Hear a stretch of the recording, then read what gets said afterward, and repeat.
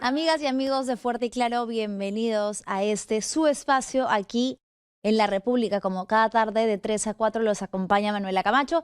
Y hoy por aquí empezando la semana. Una semana decisiva y muy importante en medio de la coyuntura que atravesamos.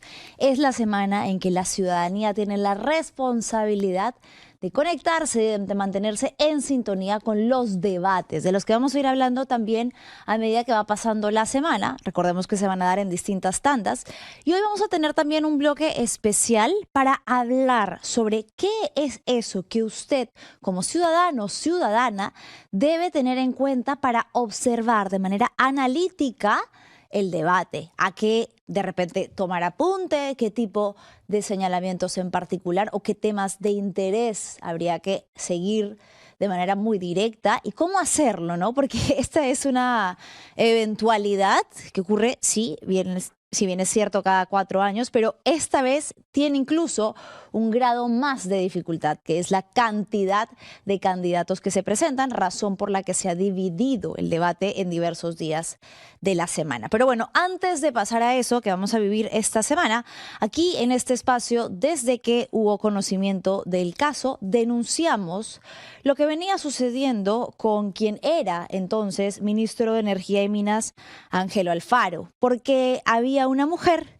que estaba diciendo en medios de comunicación, estaba relatando que cuando ella tenía solo 16 años había sido víctima de abuso sexual, según ella denunciaba, de Alfaro, que lo que argumentaba en paralelo era que no había habido ningún tipo de abuso, pero aceptaba de la misma manera que había tenido un hijo con esta mujer. Por lo tanto, desde aquí siempre lo dijimos, desde el día 1, no hay mucho más que analizar, porque quizás en el Código Penal no se señala estrictamente que sea de 16 años, lo señala a partir de los 14, pero estamos hablando de que un hombre de 47 años tuvo un hijo producto de una relación abusiva, asimétrica, jerárquica y de poder con una persona que era solo una adolescente, que no estaba en la capacidad de consentir. Lo denunciamos desde el día 1, hubo comunicados, vimos que el propio PCM,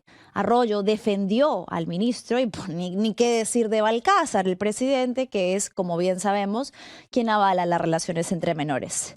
Bueno, pese a que renunció, presentó pues su renuncia y de hecho ya tenemos un nuevo ministro para la cartera de Energía y Minas, que es Waldir Ayasa. Ya lo juramentó, tomó juramento el día de hoy. Sí hay que hablar brevemente sobre aquello que hemos podido ver ayer en Cuarto Poder, que fue al señor Alfaro tratando de defenderse con argumentos absurdos y que lindan lo delictivo, respaldado además por un abogado que hacía cualquier tipo de peripecia mental para justificar lo injustificable.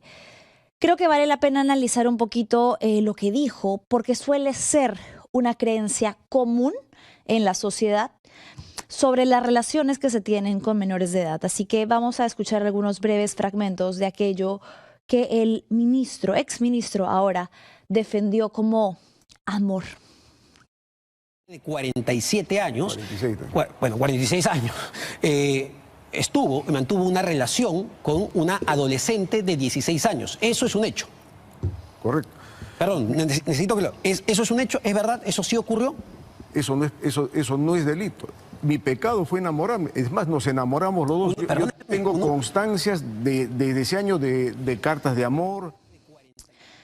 Aquí está una de las frases que a mí me resulta más repulsiva, ¿no? Él dice, mi pecado fue enamorarme. Él está romantizando, suavizando una situación de abuso de poder, una situación de desigualdad absoluta, de jerarquía donde él era el hombre adulto, un hombre además de casi 50 años, que se fijó en una adolescente de apenas 16 con una serie de diferencias que traspasan solo el plano de la edad, que tiene que ver con la diferencia económica que había entre ambos, con la diferencia de poder que había entre ambos, el cargo que él ocupaba en Pucallpa, el gerente de una empresa y la manipulación que podía ejercer sobre una adolescente. Porque todo el tiempo él se ha excusado en que producto de esa relación abusiva hubo un embarazo, una persona que hoy tiene 25 años. Y sí, esa es la prueba principal de que hubo abuso. Y no puede entonces él tratar de minimizar lo sucedido, equiparándolo con el amor. Porque yo creo que ninguno de nosotros es quien para determinar qué es amor, pero sí que no lo es. El amor requiere de unas ciertas capacidades equitativas entre las personas, ¿no? De cierta simetría de la que no podemos hablar en este caso. El amor tendría que ser libre, consentido, informado, no en una situación en la que la menor no tenía otra alternativa porque estaba embarazada. Producto de lo que ella declara fue abuso sexual. ¿Qué otra chance tenía si no era irse a vivir con usted como usted le prometió, le ofreció a la familia, para que luego lo haga pasar como una sana convivencia? Eso es manipular, tergiversar la información, probablemente de la misma manera en la que se manipuló la psiquis de esta ahora mujer que en ese entonces era apenas una adolescente. Y querer hacerlo pasar como amor, el amor en un hombre adulto que se fijó en una adolescente que ni siquiera tenía bien desarrollada la psiquis todavía, el lóbulo prefrontal, que no tenía la capacidad de tomar decisiones por sí misma. Es francamente indignante que pretenda excusar esto y hacernos creer que una película de terror fue en realidad una historia de amor idealizada. Escuchemos el siguiente segmento. ¿Qué pasa? Que estás cuestionando por factor cultural en el oriente peruano, y eso es una realidad de perogrullo. Las personas allá tienen relaciones, que está mal, está mal. Me está sacando el mismo argumento que el presidente José María Balcázar. Pero por favor, por un tema cultural. No, pero entonces, por un tema cultural debemos aceptar que un hombre de 47 años tenga una relación sexual con un adolescente de 16. Además, el señor Alfaro, cuando conoce a la persona, según me ha comentado, él creía que tenía mayor edad de la que representa su por favor.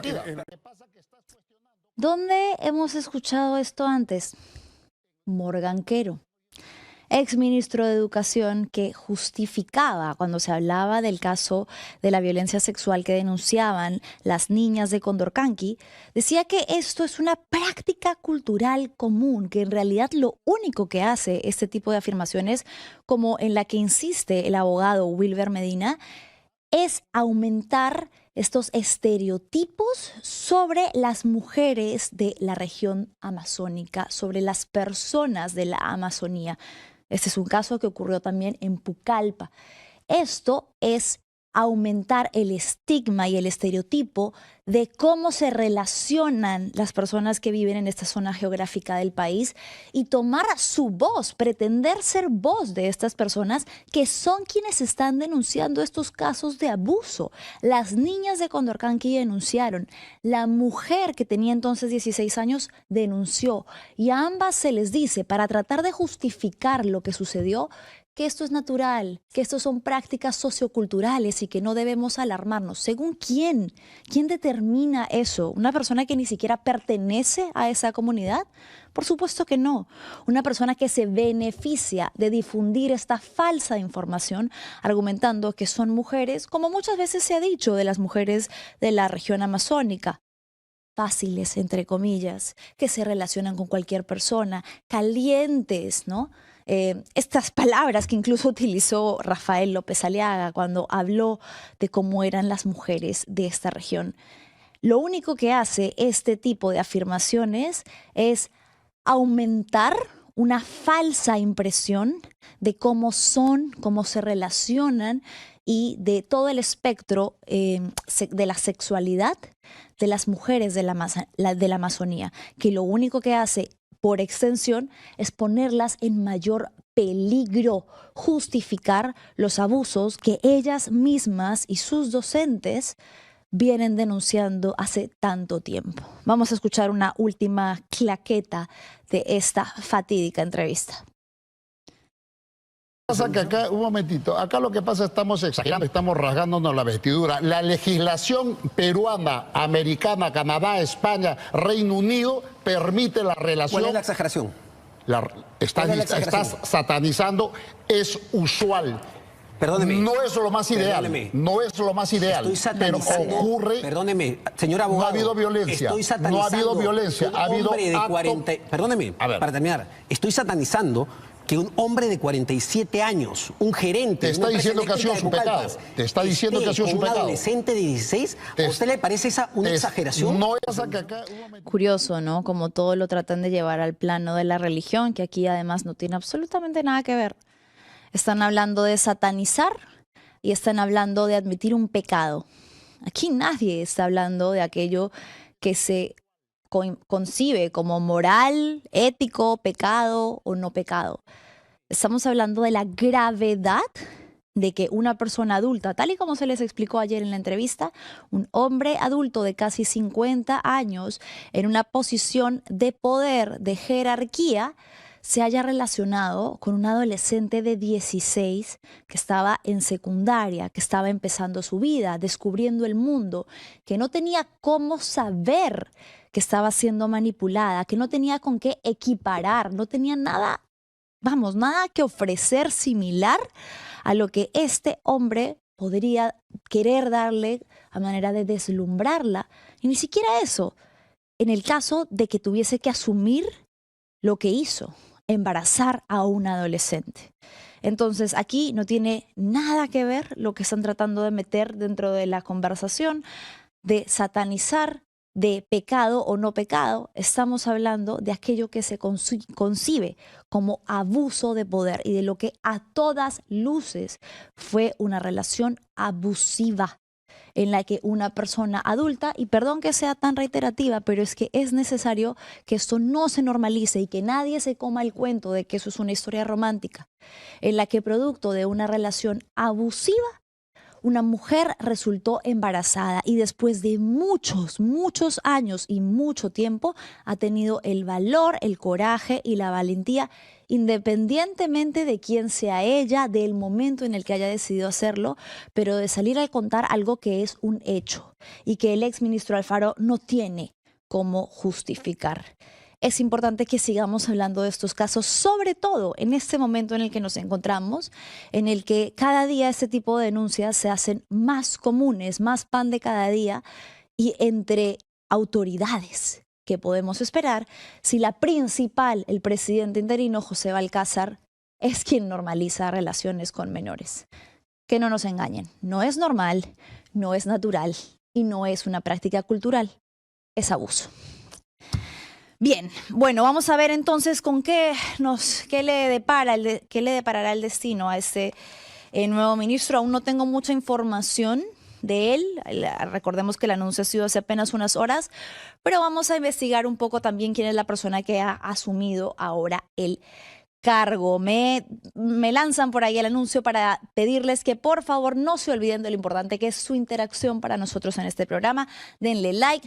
Déjenos sus comentarios que los leemos siempre al final y compartan. Y bueno, ahora sí vamos a pasar entonces a la parte política coyuntural, porque sé que esta semana todos vamos a estar atentos a lo que se viene, que son los debates, la tanda de los debates de candidatos presidenciales. Vamos a hablar un poco sobre esto y sobre las recientes encuestas que han sido publicadas. Tenemos ya conectado a Fernando Tuesta, quien es politólogo por la Pontificia Universidad Católica del Perú. Señor Tuesta, ¿cómo está? Muy buenas tardes. ¿Qué tal, Manuela? ¿Cómo estás? Gracias por la invitación. Bien, bueno, hay mucho que hablar esta tarde, sobre todo porque tenemos la revelación de una nueva encuesta que ya nos va pintando un poco cómo va el panorama electoral.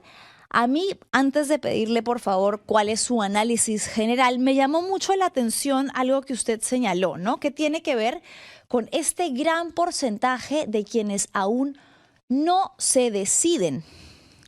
De hecho, es la mayoría bueno, no la mayoría exactamente en porcentaje, pero una gran parte del electorado, casi el 36% del electorado, que entre la suma del ninguno, blanco, viciado y el no sabe, aún no ha tomado una decisión. Y usted decía, no son indecisos, son cautos. Indeciso no necesariamente es desinformado, puede ser un elector prudente. ¿Qué quiere decir esto? Bueno, somos un país cuyo electorado ha sido reiteradamente, digamos, frustrado en sus decisiones, en lo que ha decidido, en lo que ha elegido, y repito, de manera reiterada. Mira, estamos en un periodo muy curioso porque en lo que va del siglo vamos a elegir el sexto presidente de manera continua, eh, situación que no ha existido nunca en la historia de la República. Tener 6 presidentes elegidos es algo, repito, que no tiene comparación. Sí. Antes que el tercer o cuarto presidente elegido ya había golpe de Estado. Interrupción del orden democrático, y eso hemos tenido así a lo largo de la historia. Sin embargo, al lado de eso, tenemos que la última década, del 16 ahora, tenemos hasta ahora por lo menos 8 presidentes en vez de haber tenido 2. Entonces, tenemos el periodo más largo, repito, de presidentes y mandatos presidenciales, pero a su vez en la última década, esta inestabilidad enorme, que tampoco es comparable sino a la crisis de los años 30 o después de la guerra con Chile, algo así. Entonces, cuando tú tienes además que los presidentes al primer año están ya desaprobados, al primero de los 5 años, todos. Desaprobación. Y todos en el Perú, todos los presidentes terminan desaprobados. Es más, sus partidos, terminado el gobierno, se hunden. Algunos desaparecen de manera definitiva. Esto no es, no lo encuentras en ningún país. En ningún país. Entonces, cuando más o menos se dice, se castiga, se critica y dice, los indecisos son gente desinformada, los indecisos, mira, hay una oferta mayor y todavía no lo hacen. Yo lo que digo, cuidado porque no generalicemos, puede ser, muy por el contrario, dado todo lo que he dicho, tomarse su tiempo. En segundo lugar, se sabe, ya por lo menos la gente sabe de manera quizá general, que hay 36, quizá no sepa exactamente el número, pero hay muchos candidatos, y quizá está diciendo, bueno, lo que me está mostrando hasta ahora no me convence, voy a tomarme el tiempo para quizá con mayor información, con arresto, yo decida.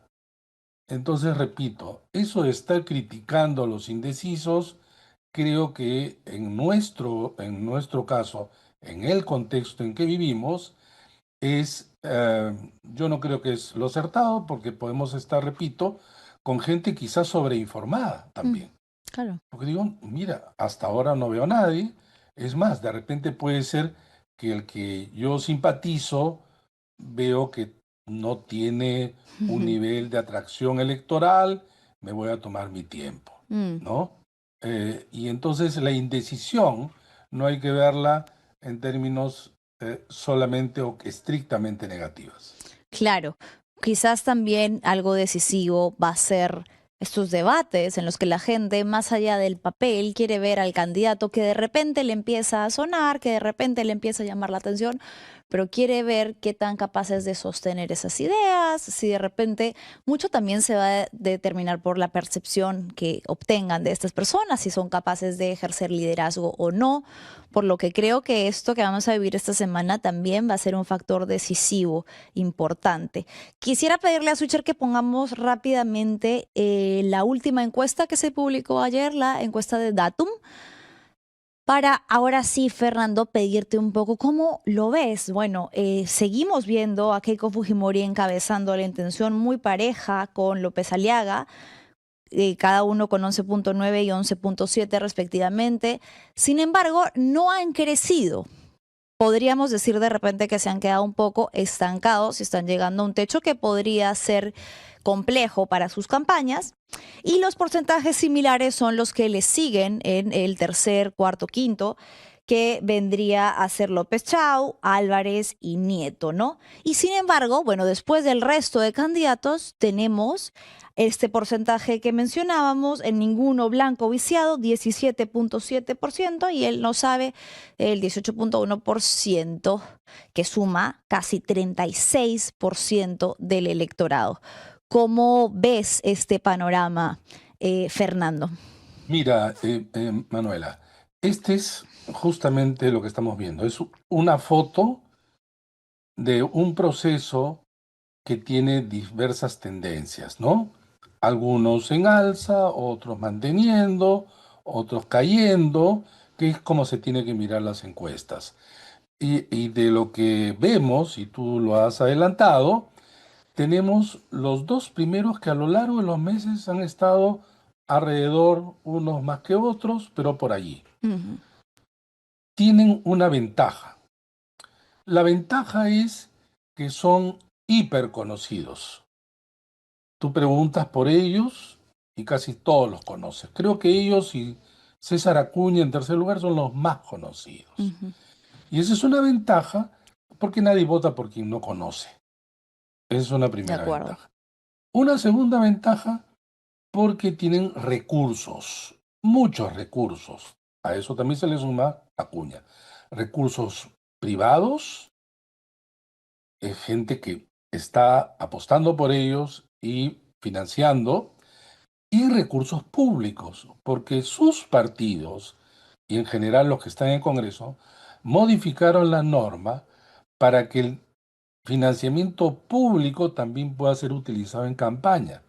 Con lo que tú tienes que de los 38 partidos, 10 se benefician de recursos públicos y el resto, 28 no, lo cual está configurando una elección desigual, porque repito, ellos sí pueden utilizar y el resto no.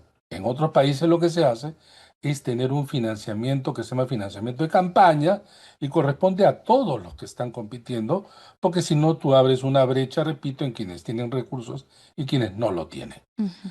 Esa es una ventaja que tienen ellos. Sin embargo, la parte que les debe preocupar es la siguiente.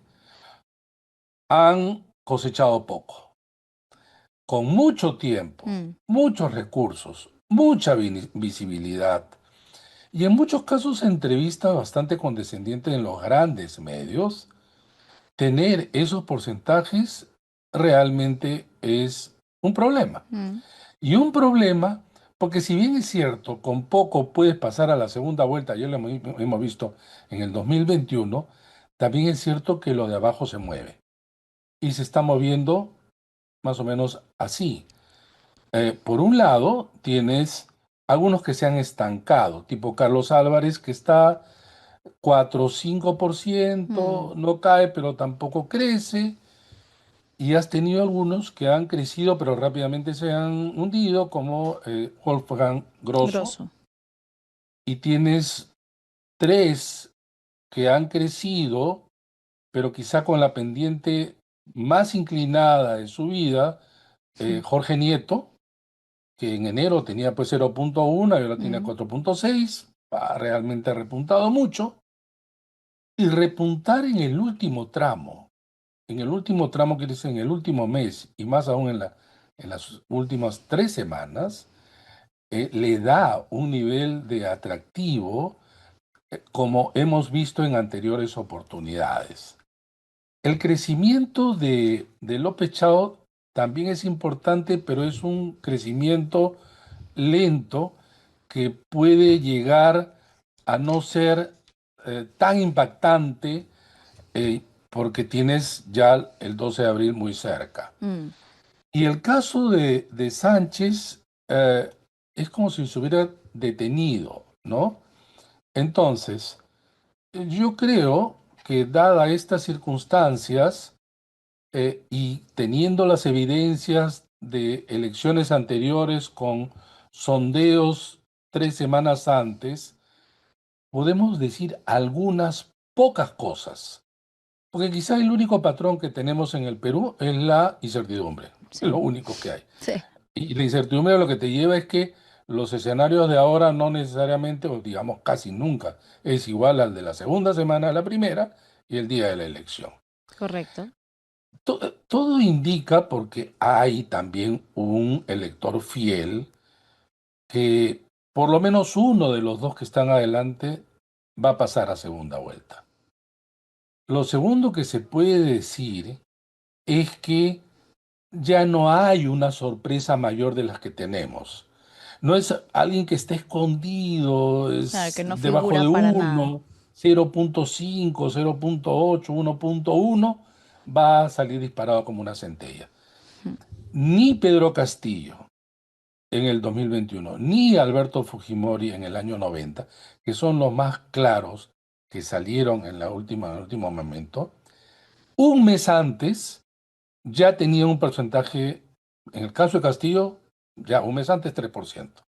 En el caso de Alberto Fujimori, 15 días antes, porque antes las encuestas están prohibidas 15 días antes, ya antes aparecía con 3%. Entonces, por lo menos no hay una evidencia, bueno, cualquier cosa puede pasar en Perú, pero esto ya es Sí. muy raro, baja probabilidad, repito, que los que están debajo de 2 salgan disparados. Claro. Y entonces, alguno de ellos podría desplazar a alguno de los de arriba, entre otras razones, porque en estos reacomodos va a haber lo siguiente, que van a comenzar a exprimirse los que están quizá de 4 o 3 para abajo y los chiquitos, por esto de los de arriba, más los indecisos que comienzan a decrecer. Ujú. Y estos indecisos que comienzan a decrecer hasta un punto, porque siempre van a haber aquellos que van a votar nulo y blanco. No es que nunca nulo y blanco no hay nada, ¿no? Sino hasta que estos se reduzcan. Allí tienen más ventaja los que están detrás de los dos primeros por una sencilla razón. Los otros ya los conocen, incluidos los indecisos. Ujú. Si hubieran querido votar por ellos, ya lo estarían diciendo. En cambio, los otros están por verse. ¿Tendrán tiempo? Mm. ¿Aprovecharán la oportunidad? ¿No caerán y resbalarán como Grosso? Son preguntas que también Importantes. cuya respuesta no sabemos, porque también podría ocurrir que los dos de arriba pasen a segunda vuelta. No es descartable, no es descartable. Sí, claro. Podría Pero suceder. alrededor de los 5 primeros están los que, con todas estas consideraciones y siempre con cautela, los que estarán peleando una ineludible segunda Sí. vuelta. Podría, dentro de estos, de repente, quizás, Fernando, dos cosas, ¿no? Aquel que pueda capitalizar o esta indecisión, que puede ser generalmente el voto rechazo a esta campaña también, ¿no? Que por estos no, que va a definir de repente un porcentaje de votos. Y también el sur, que es una de las tendencias en las que, por ejemplo, no se ve ningún aumento entre los que están primeros puestos, ¿no? Fernando, quería hacerte una pregunta sobre, ante esta situación de indecisión, vamos a ver rápidamente cuáles van a ser las tandas de los debates de esta semana para que la audiencia pueda estar informada. Hoy, lunes 23 de marzo, empiezan y el primer tema es seguridad ciudadana. Creo que es uno de los más importantes y los que más le preocupa al electorado, saber qué propuestas tienen sus candidatos para esta crisis de inseguridad que vivimos. Y bueno, estamos viendo ahí de qué manera se va a dividir. Va a estar Pérez Tello contra José Luna, después en la terna 2 López Chau contra Lescano y Álvarez, Popio Olivera en la tercera con Wolfgang Grosso, César Acuña, y en la cuarta Williams con López Aliaga y Alex González. Después me parece que pasan un segundo tema,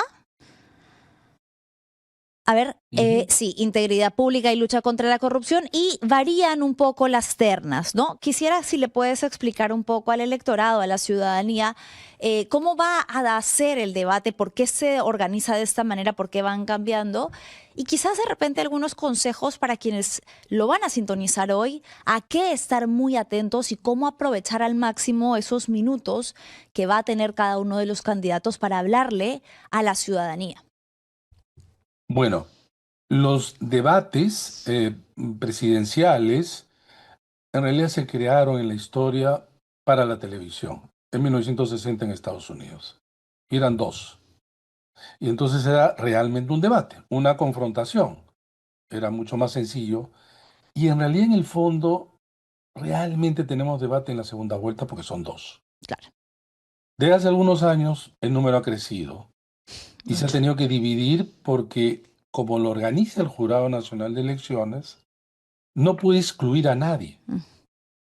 Antes, cuando no lo hacía el Jurado Nacional de Elecciones, y lo hacían, digamos, los particulares y los medios, podían decir, mira, yo quiero simplemente a los 5 primeros que aparecen en las encuestas.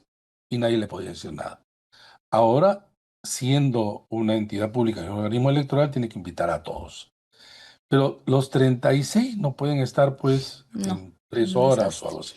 Y entonces lo que han tenido que hacer es dividir en 3 semanas. ¿Cómo han dividido? Todo lo que van a ver ustedes es acuerdo de los partidos. Ok, El Jurado Nacional de Elecciones lo que hace es dar su experiencia y quien coordina todo, pero todo lo acuerdan los partidos. Todo se hace con el consentimiento de los partidos y todo es por sorteo. Por ejemplo, vamos a tener en principio 9 cada día. Eh, ahora vamos a tener, digamos, 8 porque, perdón, uno menos por la muerte de Napoleón Becerra, correcto. ¿no? Entonces, cada día se ha dividido todos entre 3 y dentro de los 3, a su vez, grupos de 3 que se van rotando según el tema. Entonces, tenemos este tema, seguridad ciudadana y lucha contra la criminalidad. Acá tenemos los 12 primeros divididos en 4 grupos de 3. Y entonces cada uno va a exponer, van a tener tiempo para tener más de una vuelta para rueda para eso. Han escogido a su vez moderadores que son gente de medios de comunicación de común acuerdo entre todos. Y entonces eso es lo que vamos a ver. Ahora, básicamente, como los candidatos se tienen que cuidar mucho, los arreglos que tienen que hacer entre ellos son tan estrictos que a veces están encorsetados, Ujú. porque nadie quiere, obviamente, perder. Y cuando digo perder, tiene que ver no tanto con la parte expositiva, porque como no es una confrontación uno a uno que vamos a ver en la segunda vuelta, y tú sí ya puedes criticar y defenderte y atacar, etcétera. Aquí lo que vamos a ver es básicamente la parte expositiva. Claro, de cada uno. Ciertamente luego van a tener posibilidades de hablar lo que el otro dijo, pero siempre digo muy encorsetado porque, repito, eh, la gente no va a valorar tanto la parte de contenido por una sencilla razón, y es acá y en todas partes. Si te dice, por ejemplo, un candidato sobre seguridad ciudadana, vamos a traer, no sé, pues 10.000 patrulleros. Ok, Y el otro te dice, no, además nosotros vamos a colocar 50.000 cámaras de seguridad. general de seguridad. Y así sucesivamente. El elector, ¿cómo va a saber cuál de todos ellos es realmente un plan adecuado, un plan rentable, un plan que pueda ejecutarse en el corto tiempo, etcétera? Yo puedo decir 1000 cosas, pero el elector no va a estar especializado en cada uno de los temas especializados. Entonces, ¿qué es lo que realmente impacta en los debates sin impacto alguno. Es lo que tú transmites. Sí, Si percepción. yo transmito que lo que me estás diciendo, yo te crea confianza, tú lo que me estás transmitiendo, de repente es empatía, lo que tú me estás transmitiendo es que tú ves ahí una persona en cual yo digo, sí, yo creo que esta persona, a quien de Confiable. repente ya escuchaba una vez, mira, parece tener algo interesante dentro de mi conocimiento en promedio, pues evidentemente bajo por las especialidades que se van a dar. Claro.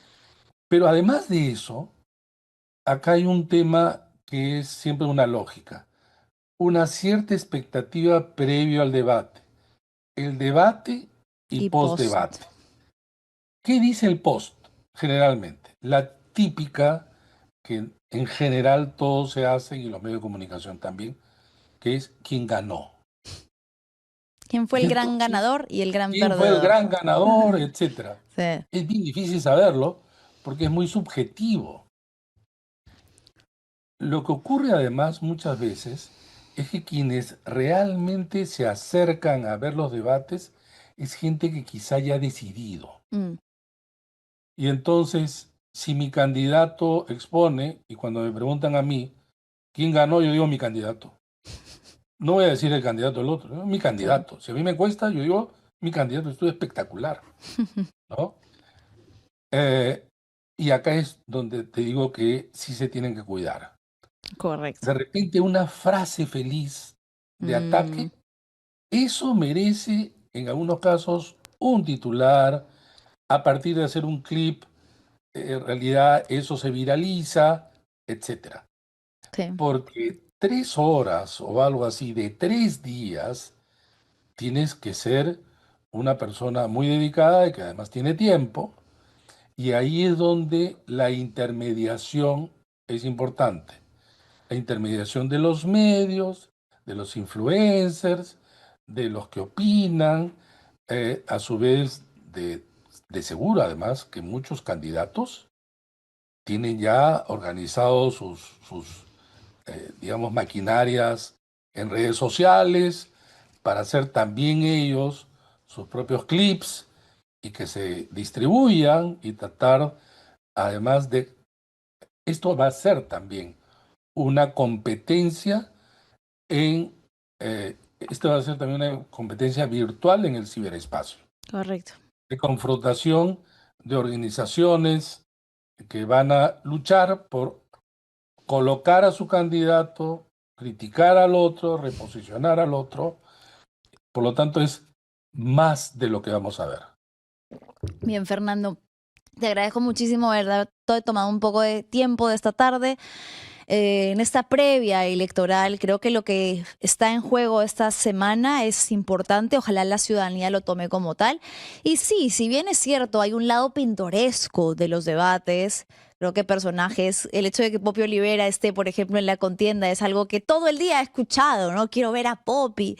Y creo que está ligado un poco a eso que tú señalas, ¿no?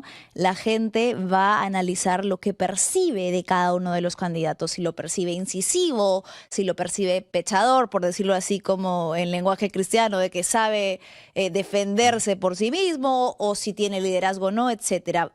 Es algo muy subjetivo. Sin embargo, no deja de ser importante el que todos estén presentes y ver de qué manera tratan de concretar eso que en muchas hojas de planes de gobierno es un poco más difícil de llegar a la ciudadanía. Claro. Muchísimas gracias, Fernando, No, y bueno, gracias a ti, Manuela. nos estaremos Hasta otra ojalá viendo en lo que resta de la contienda. ¿Cómo no? Hasta otra Así, oportunidad. gracias. Ha Gracias. sido Fernando Tuesta, politólogo de la Pontificia Universidad Católica del Perú, que nos estaba dando un poco la previa. No se olviden, entonces, rápidamente para cerrar este bloque, mi querida Cris, pasemos cuáles son las fechas de los debates. Hoy lunes tenemos la primera contienda, la vamos a ver ahí en pantalla, el tema seguridad ciudadana y lucha contra la criminalidad. Y la segunda terna es, que también es hoy mismo, el segundo tema es integridad pública y lucha contra la corrupción. Luego tenemos debate mañana, Martes 24, vemos que están otros candidatos. Le voy a leer rápidamente quiénes son. Charly Carrasco, Álvaro Paz de la Barra, Ricardo Vermont, Francisco Díaz Canseco, Fiorella Molinelli, Armando Macé, Walter Chirinos, Roberto Sánchez, Vladimir Cerrón, Carlos Jaico, Carlos Spa y George Forsyth. El siguiente tema va a ser, me parece que es el mismo que hoy, sí, integridad pública y lucha contra la corrupción. Y el miércoles 25 de marzo, Ronald Atencio, Paul Jaimes, Antonio Ortiz, Enrique Valderrama, Roberto Quiabra, Mario Vizcarra, Rosario Fernández, Rafael Belaunde, Herbert Kaller, Mesías Guevara, Keiko Fujimori y Jorge Nieto. También hay un segundo tema, ¿verdad? ¿Es el mismo? Sí, perfecto. ¿Me falta alguno, Cris?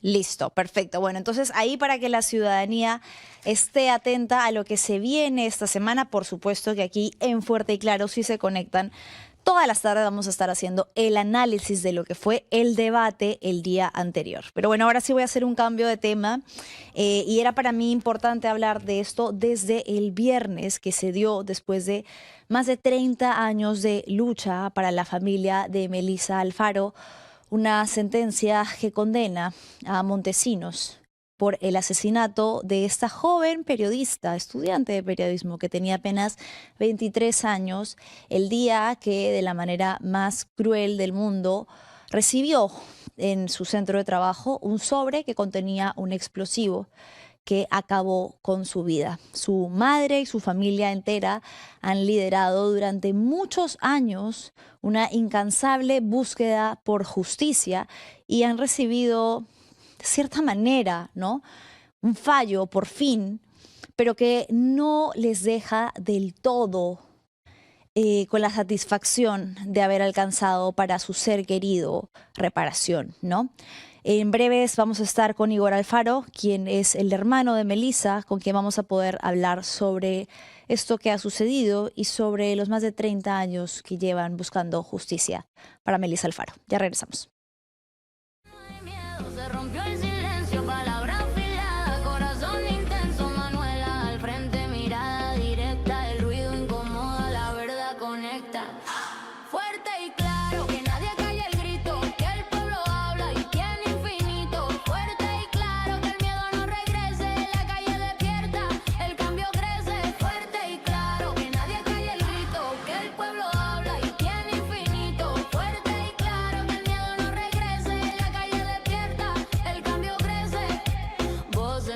Rompiendo el eco, jóvenes viejos somos el reflejo, no hay guión, no hay pose, no hay censura, hay mirada firme y voz segura.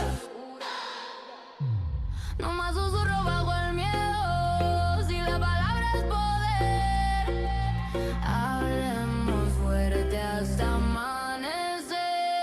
Fuerte y claro, claro, claro, fuego en el aire, aire, aire, que el cambio suene.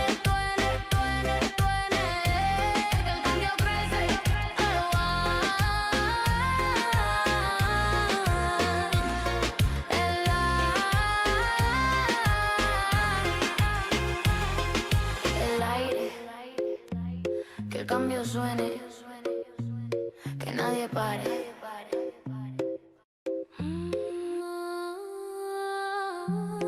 Sí, la voz no se apaga, se escucha fuerte y claro. En la calle se siente el pulso, la verdad no tiene disfraz, lo que esconden los discursos, nosotros lo decimos sin más. Ya no hay miedo, se rompió el silencio, palabra afilada, corazón intenso, Manuela al frente, mirada directa, el ruido incomoda, la verdad conecta. Fuerte y claro, que nadie calle el grito, que el pueblo habla y tiene infinito. Fuerte y claro, que el miedo no regrese, la calle despierta, el cambio crece. Fuerte y claro, que nadie calle el grito, que el pueblo habla y tiene infinito. Fuerte y claro, que el miedo no regrese, la calle despierta, el cambio crece. Voces nuevas rompiendo el eco, jóvenes viejos somos el reflejo, no hay guión, no hay pose, no hay censura, hay mirada firme y voz segura. No más susurro bajo el miedo, si la palabra es poder, habla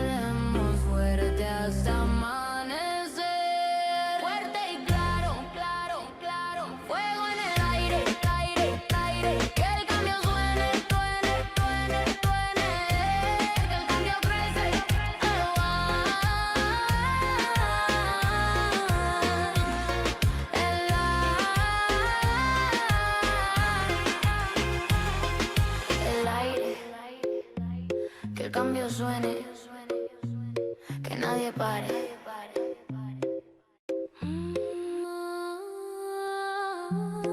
Sí, la voz no se apaga, se escucha fuerte y claro. En la calle se siente el pulso, la verdad no tiene disfraz. Bien, ya estamos de regreso y como les anunciaba, hoy vamos a hablar sobre el caso de Melissa Alfaro, que luego de más de 30 años por fin ve un poco, una parte de la justicia concretarse al señalar al autor inmediato de su asesinato. Ruth Melissa Alfaro era periodista, estudiante de periodismo que a su corta edad había alcanzado el puesto de jefa de información de la revista Cambio, un medio que era sumamente crítico del gobierno de Alberto Fujimori, del régimen de Alberto Fujimori, y que, como ya se ha comprobado muchos años después en la Comisión de la Verdad y la Reconciliación, denunciaba lo que fueron abusos de poder, violaciones a los derechos humanos que se perpetraron también desde el Estado. Denunciaba violencia del Estado. Dentro de la estrategia que asumió Alberto Fujimori para la lucha contra el terrorismo que azotaba regiones en el Perú, se cometieron injusticias contra personas inocentes y esto se documentó mucho tiempo después. Cambio era una de las revistas que recibía desde diversas partes del país este tipo de denuncias y Melissa trabajaba con mucha ilusión, además mucho talento, para esta revista que se había vuelto tan problemática para Fujimori como para su asesor, Vladimiro Montesinos. El 10 de octubre de 1991, una muy fuerte explosión remeció la redacción, las oficinas de la revista Cambio, y mientras todos buscaban de dónde había surgido, lo que encontraron fue el cuerpo de Melissa. A Melissa había abierto un sobre que originalmente estaba dirigido a Carlos Arroyo, quien era el director de la revista y que fue víctima de este sobre que contenía explosivos, que además de la detonación y los daños, acabaron inmediatamente con su vida. Vamos a hablar brevemente ahora con Igor, quien es el hermano de Melissa, que para entonces era muy joven para comprender quizás todo lo que pasaba y luego, pues, junto a su familia ha liderado toda esta lucha. Antes de ahondar en la entrevista, vamos brevemente con la franja electoral. Ya estamos de regreso y me acompaña Igor Alfaro. Igor, muchas gracias por estar aquí. Manuela, muchas gracias a ustedes por invitarme. Bueno, el viernes ha sido un día histórico, un hito importante, no solamente para tu familia, sino para la historia de muchas de las víctimas del régimen de Alberto Fujimori y de violaciones de derechos humanos. Después de una muy larga lucha, ver un pequeño esbozo quizás de justicia para contarle a la audiencia, pues se logró una sentencia, se condenó a Vladimir Montesinos a 20 años como autor del delito de homicidio en contra de Melissa Alfaro. Sí, efectivamente, ha sido un día muy importante para mi familia. Como tú lo mencionabas muy bien, al principio fue muy agridulce porque absolvieron al actor material, que es el capitán Víctor Pena Sandoval, quien es presuntamente el encargado de elaborar los sobres bomba. Pero después sabemos que el haber condenado a Vladimiro Montesinos como parte del Estado y representante del Estado en ese momento a 20 años ha sido una condena muy importante para nosotros. Es un alivio inicial, ¿no? Pero también sabemos que es muy importante para el país porque se ha demostrado nuevamente, digamos, que el Estado cometía crímenes sistemáticamente.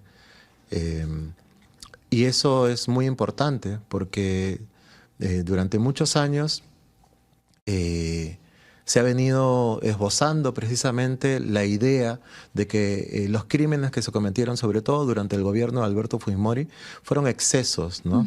O como lo dijo el mismo procurador, que era la defensa el Ministerio de Defensa en el juicio, que a lo mejor se cometieron actos de euforia, ¿no? Utilizando ese término.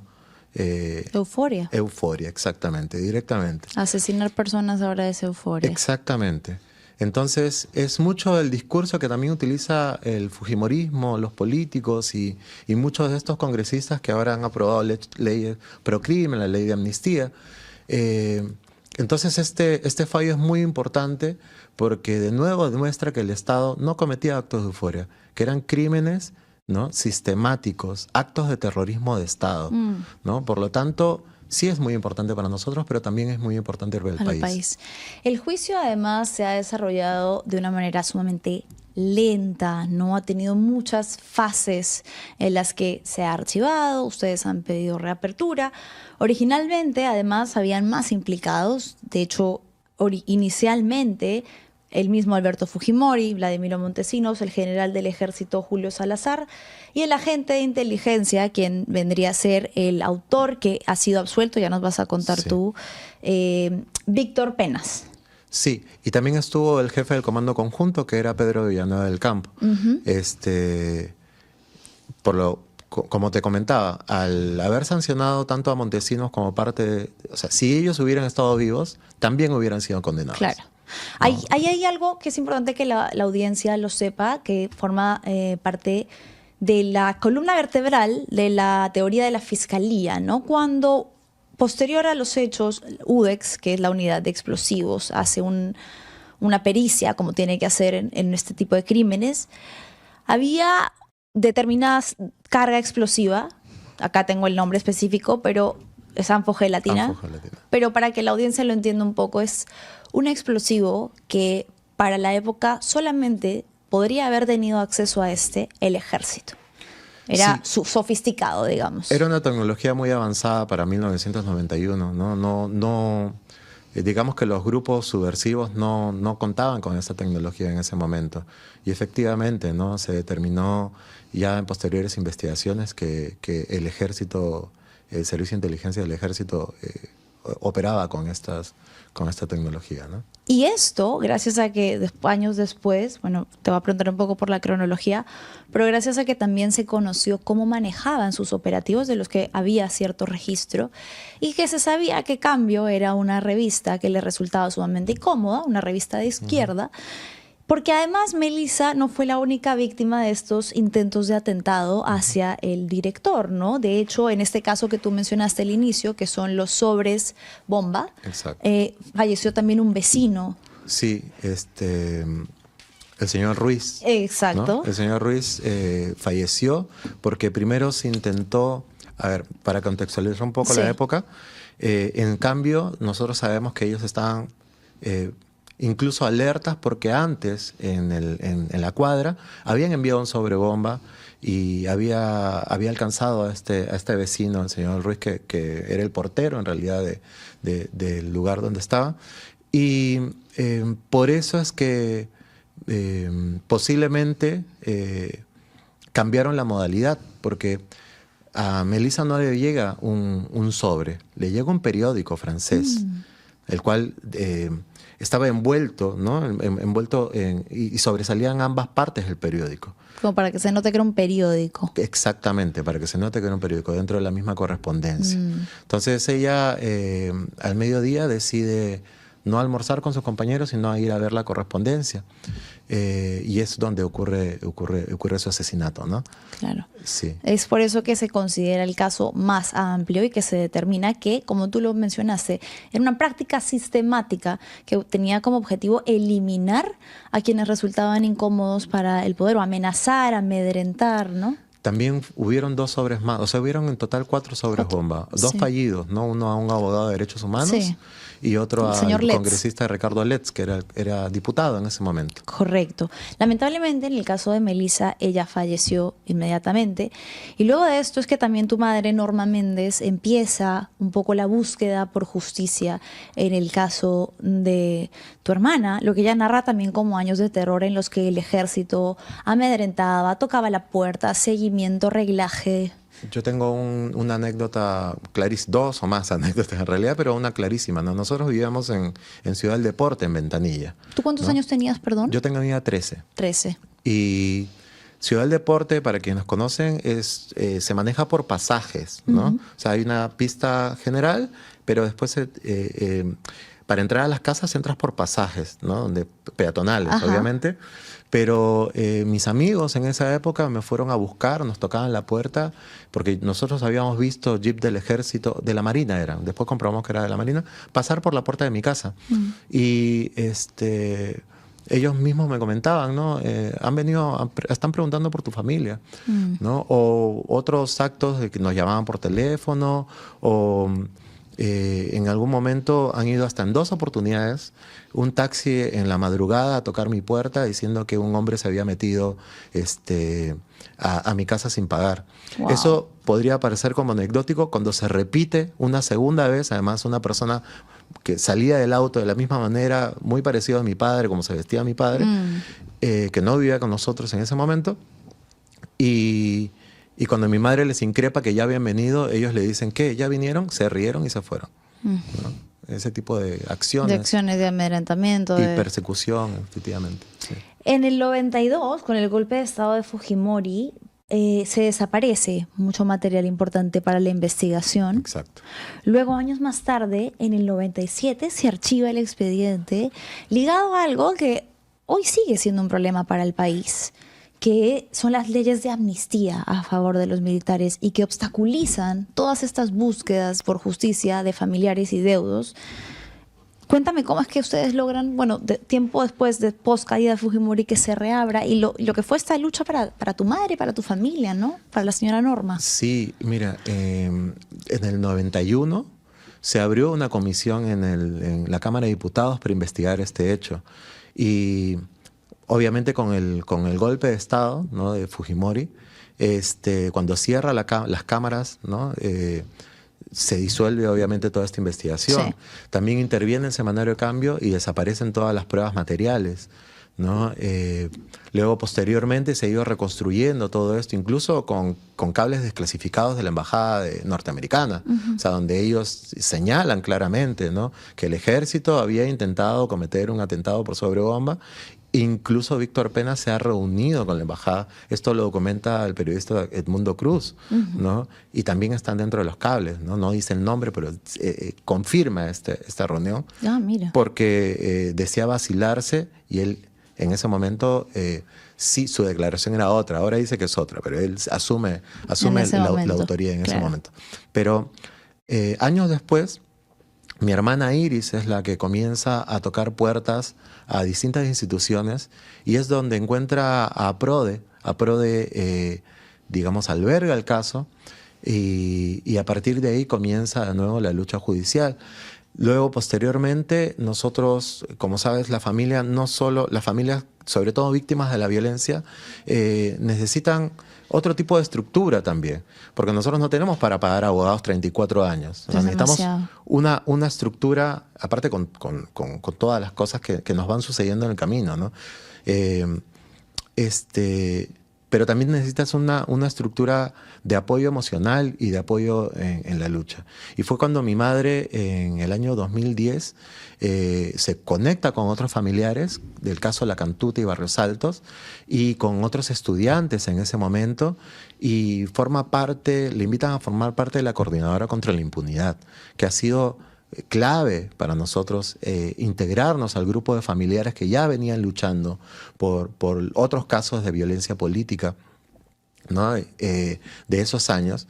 Y gracias a esos factores es que nosotros agarramos fuerza y comenzamos de nuevo a visibilizar el caso, a poco ir realizando acciones. Y en ese camino se han ido sumando, y gracias, ¿no? Eso es les doy las gracias en realidad por parte de mí y toda mi familia, se han ido sumando ciudadanos de a pie, ¿no?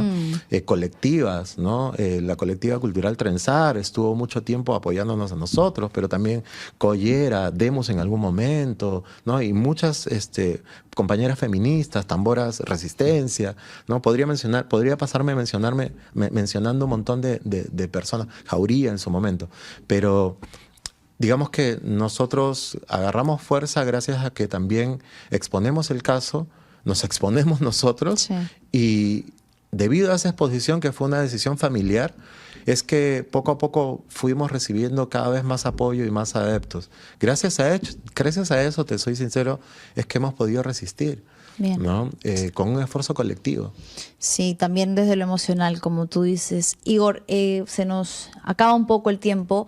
No quiero cerrar sin dejar de mencionar que la sentencia, si bien, como iniciábamos diciendo, ha condenado a Vladimiro Montesinos, ha absuelto a este señor que tú mencionabas, a Víctor Penas, y es algo que ustedes van a apelar. Por supuesto, vamos a apelar. Ya nuestra abogada, la doctora Gloria Cano, ya lo ha mencionado, va a apelar este hecho, pero también por parte de la familia, aparte de apelar, ahora que se ha demostrado que el Estado es responsable, nosotros, y lo vamos a decir fuerte y claro, ¿no? Vamos a exigirle al Estado, o sea, la otra parte, que nos diga quiénes más estuvieron implicados, porque esto no es solo obra de 2 o 3 personas. Esto es todo un aparato sistemático, ¿no? Impulsado precisamente por el gobierno de Fujimori en su momento, hay que decirlo claramente, ¿no? Para poder cometer actos de terrorismo. Y también hay que decirlo claramente, esos fueron actos de terrorismo. Una bomba, un sobrebomba enviado es un acto de terrorismo, terrorismo de Estado. Por lo tanto, debe ser igual de condenable que los otros actos terroristas. Entonces, nosotros vamos a exigirle al Estado saber, que nos diga quiénes más estuvieron implicados en esto. Correcto. Ha sido entonces, de todas maneras, como lo menciona Igor, una sentencia agridulce después de 34 años. 34 años que te arrebatan a tu familiar de la manera más cruel, violenta.